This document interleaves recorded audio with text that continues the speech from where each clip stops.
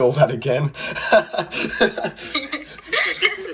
Oh, happy to.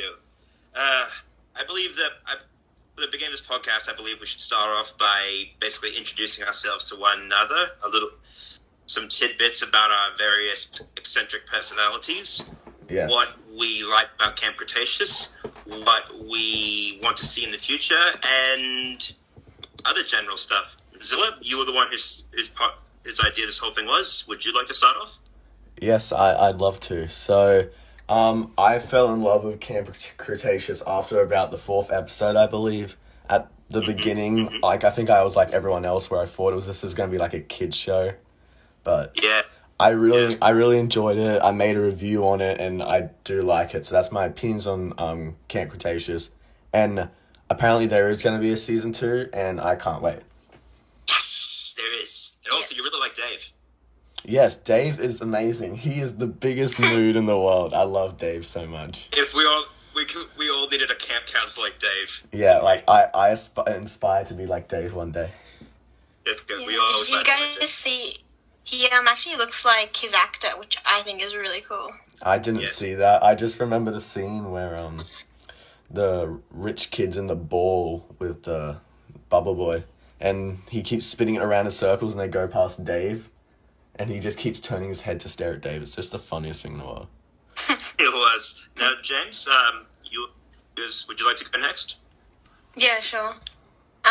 Yeah, so actually I found about Camp Cretaceous when it was just announced, so like last year, like it must have been like June or something, I found out about it. So I've been waiting like over a year and a half now to see it. And so, yeah, it's been a long time.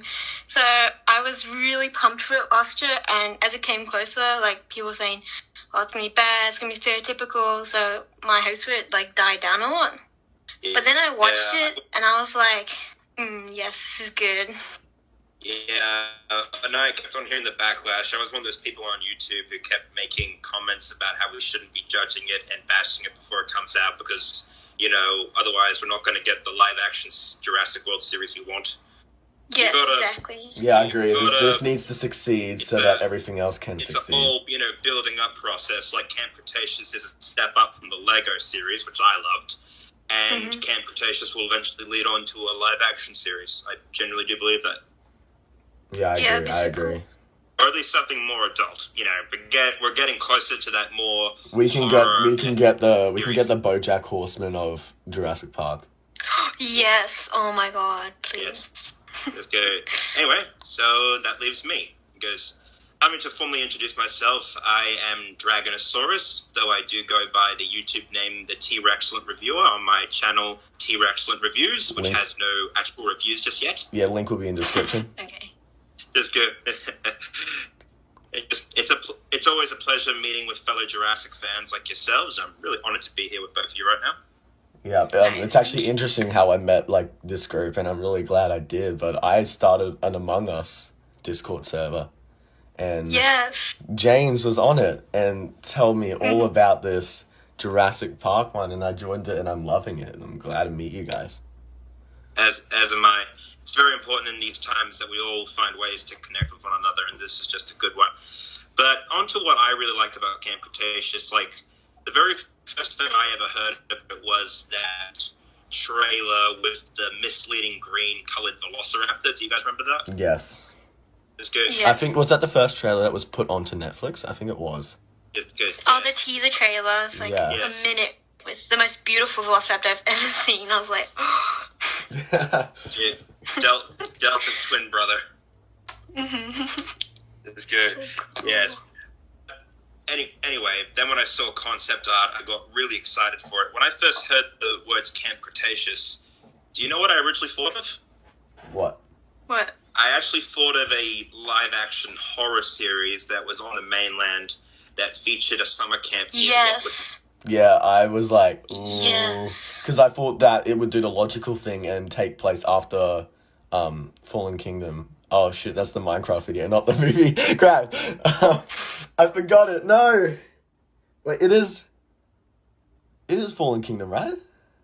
Yeah, it's Fallen Kingdom. It is Fallen Kingdom. I'm sorry, I don't know why I connected to the Minecraft video straight away. But anyway, I was surprised when I found out, but I wasn't disappointed or even upset with the animation style because the dinosaurs look awesome. And even the people, it honestly reminds me of something like How to Train Your Dragon, Race to the Edge, or Troll Hunters, two shows that I really love. And DreamWorks is really good at making good human models. Yeah. So DreamWorks is beautiful. I guess for a lot of fans, it was just a very jarring sort of look. But considering how well received the show has gotten and considering how people were complaining about it before it even came out, I'd say the show has definitely done a good job. Oh, definitely. I agree with that too. I'm looking forward to season 2. They just better not make us wait, another year for it. Well, this is a kind of, I don't want to say simply animated, but it is like a simple animation. Like, I gotta agree. Yeah. So the animation's good, but like more emotion could be better. Sometimes I feel like the animation just doesn't match like the voice acting. Sometimes, like, I don't know, especially Darius, but that's about it. I feel like some moments I cringe at a lot. Like, I remember they were in the train and they all started, like, yelling in joy, like, out of nowhere. And I was just like, it's like dead silent. Then all of a sudden, there's just a random, like, yell. And so, like, well, teenagers yell. Yeah, there's just a couple of moments like that where I'm just like, yeah, okay.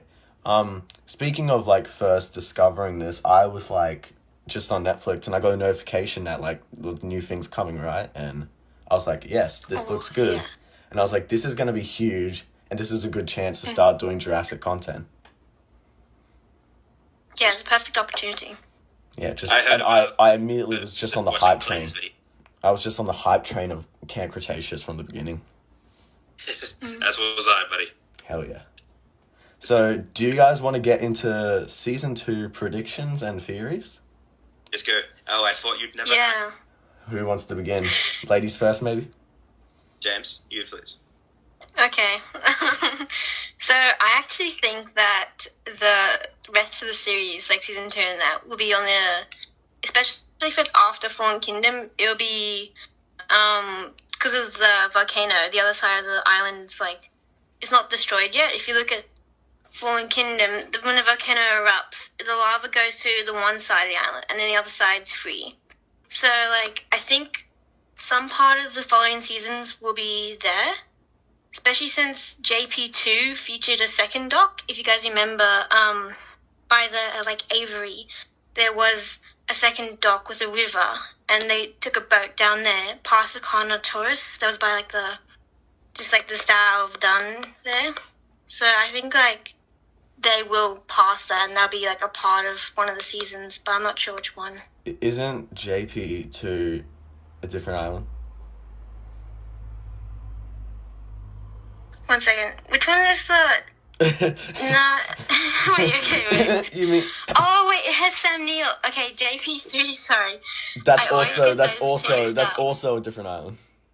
That's sauna. Oh, yeah, that's a sauna. Oh, okay. 2 and 3 are sauna. Okay. Yeah. Yeah. Yeah, okay. So, yeah. Nublar might have the original dock from the original Jurassic Park. Maybe they're 2 different ones. Yeah. It's good. Yeah. What if World made a new dock and there's JP still that had old one. Another dock? It's an island that needs constant supplies in the mainland. I think it would be kind of a bad practice to have only one functioning dock. And that the dock that we get to see is just used for people coming in. We don't actually see supplies or anything. That's just, guess. Yeah. Okay, yeah. So, yes, I think, they're going to use that second dock. And I think, the coordinators, the leaders for the camp. Oh, Dave! Yeah, Dave and Roxy and them. And Roxy. They'll be, yeah. They'll be part of, the DPG, and they'll come back from them, I think. I can see, Guys, I'm just going to do a little joke right here, just for the heck of it. It goes, we need to send the supplies to the other dock. We don't have another dock. What? Well, if we had one working dock, why would we get another one? That's a joke. Okay. That was out of nowhere. I was thinking, I don't know how to describe it. I guess I can just name another movie that does it. Have you guys seen The Croods? Just goes, yes, Yes, you know how that whole movie's about them, they have to get to this spot before, like, the thing slowly, like, it could be it could be that kind of style, where the kids, like, it's just a slow build up to, like, and they have to make it. The kids are literally running from they have to make it. They have to make it to the other side of the island. Or like damn, that would be good. Or like in that would be really good. Is it Journey to the Mysterious Island? Like how they have to make it to the submarine before the island sinks? Yeah. Like they just have to go through, but they have to go through a bunch of challenges on the way. Like it could start before the volcano actually erupts. Like maybe earthquakes start like ruining cliffs and stuff, and they have to move and like all that kind of shit. I mean, take it from someone who's actually been inside a volcano. When one erupts, there's usually a lot of other activity and smaller things that happen beforehand. So it's not just one massive explosion. You know, you generally have an idea when one is active and getting ready to blow. A lot of stuff happens beforehand. You know, great balls of fire, small earthquakes, even all that stuff. They'll have landslides there because it's pretty hilly and mountainy island. What's the darker kid's name again? I always forget. Darius. Yeah, Darius could. I'm pretty sure he would know this stuff, and he could start picking it up and trying to tell people, but they kind of put him off a bit. You know, like, hey, nothing's going on. We're fine here. Let's just focus on avoiding dinosaurs and getting food. Well, especially if the dinosaurs start running away, he would definitely consider herding patterns of scared. They could set it up as like a carnivore comes at them, right? And they think they're so screwed, but it just runs past them. And that's when they realize there's something much more horrible going on here. Yeah. Yeah. I mean, imagine a scenario where they're literally cornered, and we have a carnivore like Toro, or maybe the trio of baryonyx that are meant to show up in season 2. We'll talk about that. And they're all just about to, go in for the kill, and then the ground begins to rumble, and it scares the predators off. Yes, that would be very interesting. Wait, so they have confirmed there'll be baryonyx in season 2? Well, the toys pretty much. There better be. Yeah. It's good. Yeah, it's cool. Okay. You don't just make figures and then not follow up. Exactly. You don't give them names well and not follow up. Speaking of which, mind if I take the next one, guys? Yeah, all good. No, go for it. Okay, and this theory is called Chaos, Limbo, and Grim, the baryonyx trio, or also, as I like to refer to them, as the Shenzi, Banzai, and Ed of the Jurassic World series. Okay. Yeah. Shameless Lion King reference right there. I haven't watched Lion King in ages. Oh my god. That's the 3 hyenas, right? I'm pretty sure. Yes. Yeah. And honestly, if they do give them the personalities like them, they need to give these 3 personalities, and they need to give them a reason why they're going after the kids, because out of all the carnivores there, the baryonyx would honestly be the least likely to go after humans. I mean, it's a piscivore. It's not like the Spinosaurus, which was an animal that was tortured and mutated. These are 3 carnivores working together. So I feel like there needs to be a legitimate reason they're going after the kids, just like how Toro had a legitimate reason. Yeah. Maybe it's like the kids steal their food or something. I don't know. It kind of sounds dumb, but it is possible. I mean, these are animals. I'm not going to say they're dumb, but they're not the smartest. Like, they see their island crumbling around them, and then they see a bunch of people running around. Like, are you just going to assume it's them? Yes. Okay. I'd be like, damn, these people are placing bombs on my island. They blew up my nest, but it was just actually a volcano. Well, we all know how Kong Skull Island went. Remember how Kong acted when they began dropping napalm? Yeah. Freaking, with the 3 new dinosaurs and their personalities, they did that in Godzilla King of the Monsters as well, with King Ghidorah. The 3-headed dragon. Yeah. The Kevin was the left head, which is really retarded. The middle head was the leader and the boss, and the right head was really aggressive. Knee. Yeah, I remember that one, Yeah.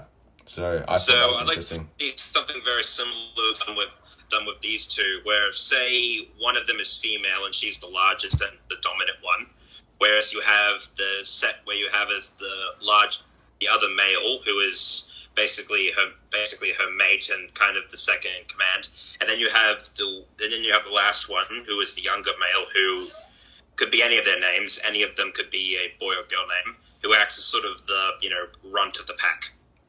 Yeah. Yes. Yeah, I can see that. See, I would agree with that, but I would prefer it was a male lead. Mainly because if it's a female and they go after the girls for not a very good reason, it could be, like, an emotional reason, which gives, like... What? It's stereotypical. Like, I know it's a dinosaur, but... What happens if it's, like, a female, it might turn stereotypical because they do it out of emotion rather than pure anger or something like that. That makes sense. Does that make sense to you guys? I'm thinking what happens if they've got, like, babies and the humans accidentally do something to one of the babies. Okay, that would be cool. That would be so awesome. Like, and I would love to see that. They could all be in a group, like the three of them. They could have some kids that, like, they protect, and, like, maybe one will pop out of the bushes and scare the kids, so they're forced to do something. Like, maybe they've got a weapon now and they kill it. Oh my god. And then yes, because they said it wasn't just humans that would die. Yeah, and then the darker boy can be like, that was a baby. And then, like, someone could be like, a baby what? And then the adult can just appear behind them or something. They have to run and everything. Oh, that is such a good idea. I love that.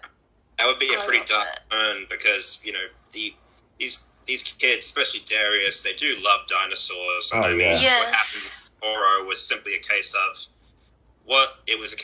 either him or them, and Toro still got to walk away. But in a professional sense, if you want to elevate a series' darkness, that is one way to, push the stakes higher of, making a situation more serious, where you have a situation where maybe you have these adolescent baryonyx, just these little ones that are attacking you, and they're not going to stop, and you have no choice but to possibly kill one or all of them to defend yourself, and then the parents show up, and you kind of understand why the parents would be furious. I mean, either of you see Godzilla 2014? Yeah, the Mutos. Yeah, You're asking the Godzilla fan and YouTuber if you've seen Godzilla 2014. That's right. I was asking more for James. James. I was asking more for James. I'm pretty sure I've seen it. Yeah, you know that scene? I mean, I've seen all the Godzilla ones, so... You know that scene with the two Mutos nuzzle? When they, like, kind of kiss, but, like, they don't, but, like, yeah. Oh, yeah. Nuzzle. That is that moment to me where I view them as animals and not monsters. And then when the nest gets blown up, the way it just wails. Yes. Oh, wait, so this is the one in the city, right? Where they, like... San Francisco. They have, like... Yeah. Yes, yeah, okay, yeah. I'm not gonna lie, like, I did not, I was not happy to see that happen. Oh, yeah. But anyway, I think we can agree, if I had to put on money on any consistent, recurring dinosaur antagonist in season 2, I think Toro is kind of toast for now, pun intended. Yeah.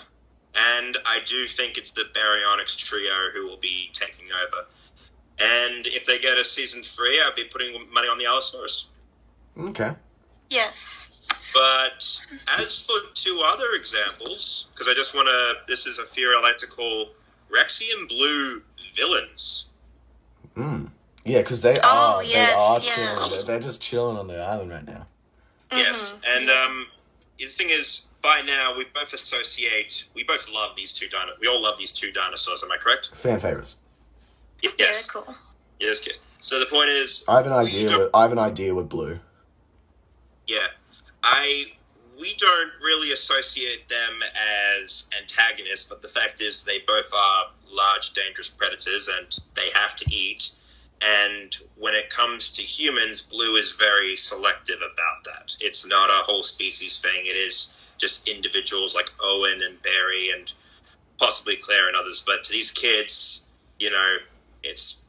Yeah, but that's what I was thinking though now. That's what I was thinking though now, that Blue helped Owen and everyone escape in Jurassic World. Blue had the chance to run at them and kill them if he wanted to, but Blue didn't. I don't want to say Blue's alright with people now. I just want to think that maybe if he saw people, he might not just go after them because he's free now. He can just run around and get his own food. Just go, Blue's free to go attack anything it wants, and if it sees a small group of kids that are humans, maybe Blue might think back to Owen and how he saved them and stuff and just kind of leave them alone. I know. Yeah. One thing you've got to remember about Rexy and Blue is there's two things. Blue is without her pack, and I imagine hunting for her cannot be easy. So when she sees humans, she knows she can kill them. She knows they're easy prey. I agree. And the second thing is Rexy hasn't hunted for herself in 10 years. And, you know, she knows humans are prey. We actively see her hunting one in Fallen Kingdom. Love that scene, by the way. Mm-hmm. So I think Rexy will be taking over the role the Indominus Rex held in season 1 as the large apex predator on the island the kids have to be wary of. Whereas Blue or Spinosaurus. Yeah, that's another thing. Do you think Camp Cretaceous will be the best chance for us to see the return of the Spinosaurus and the Dilophosaurus? Definitely. Yeah, okay, I think so. No offense to those people that think Spinosaurus will be in... Am I pronouncing it right? Dominion? It was meant to be in Fallen Kingdom. It could be in Dominion. Do I pronounce Dominion right? Yeah. Ooh. So, yes, you do. I don't believe Spinosaurus will be in Dominion. No offense to anyone, I just don't. I don't think so. I also don't believe. It wasn't in the building when you look at Fallen Kingdom. You couldn't see it there. Yeah, I also don't believe that they'll be returning to any of the islands. No, they will not be. No. So how are they going to get a Spino? Maybe in a flashback. Yeah, maybe a flashback. Maybe Grant has a flashback. But the point is, I heard this on Clayton's channel. Rexy was kept in paddock 9, right? Mm-hmm. Yeah. And the Indominus Rex was kept in paddock 11. Yes. Yeah. So what was kept in paddock 10, if not the Spinosaurus? It could be so many It dinosaurs. could be. It honestly could be anything. Yeah. Maybe. It could be a Gigantosaurus, you know? Maybe an idiot just messed the numbers up and there actually isn't even a paddock 10. There's just so many possibilities. But I reckon Spinosaurus is a good guess. They've definitely got the DNA for the Spinosaurus. Yeah. And they teased it in the show. Remember when Brooklyn was looking in Wu's lab? Yeah, and that was the Spinosaurus on the board. Yeah, I gotta admit, I really like that. I gotta admit, yeah, Spinosaurus is like, I'm 9% sure we're gonna get Spinosaurus in the next season, or at least season 3. Yeah, and I love sorry. Spinosaurus, but I would love to see a different dinosaur because I've seen Spinosaurus. I've seen it in JP3. I don't want to see another same dinosaur. I want to see a new one. To be honest, like something cool. There's so many terrifying like dinosaurs out there. Well, take a pick, you know. Well, Jurassic World was the Indominus Rex, which is like the T-Rex, but like different. Then Fallen Kingdom was like the Velociraptor, but then different. So what's to say it's not going to be Dominion or Camp Cretaceous, the Spinosaurus, but different? Yeah. Okay, yeah, that's so true. But hear this out as well. If they do season 2 and 3, we can have season 2 of Rexy and Blue as the main antagonist, because after Fallen Kingdom, they will no longer be on the island. Mm-hmm. So if they weren't. Yeah, so then what's the point if season 3 making them the villains if they're not even going to be there probably, like with the time range, I'm thinking. Yeah, because they might take advantage of that and just, do it in season 2. Season 3 could be a perfect opportunity for something new. Yeah. As far as new carnivores go, the Suchomimus and the Metriacanthosaurus were in Jurassic World, and we haven't seen them on screen, and I'd really like to see the Metriacanthosaurus. Yes. Yeah, definitely. I would love that. And we've been getting teased for that one since the first park, incorrectly spelled, of course, along with the Gutsaurus. And speaking of JP, what do you guys think about the Dilophosaurus making a return in season 2? I love the Dilophosaurus and JP. It was so cool. Medri's death. Is that the acid spitting one? I forget the names and things all the time. Yeah. Yeah. Yes. Remember, he's not as bad as his big brothers, right? Yeah. Apparently they're are they supposed to be bigger? Oh yeah, they get huge. Yeah. I'd like to see a big one. I'd like to see a massive Indoraptor size. That's how big they get. Yeah, I'd like to see a big one. That would be scary. And like the blinding thing, like the spit blinds you and stuff. that is so scary. Like, often I just think about, what if these dinosaurs are real and they're, like, outside right now? How terrifying and how, like, spooky it must be to live in that world. Just why I'm so excited for Dominion. Like, I want them to show, like, how terrifying dinosaurs can be, you know?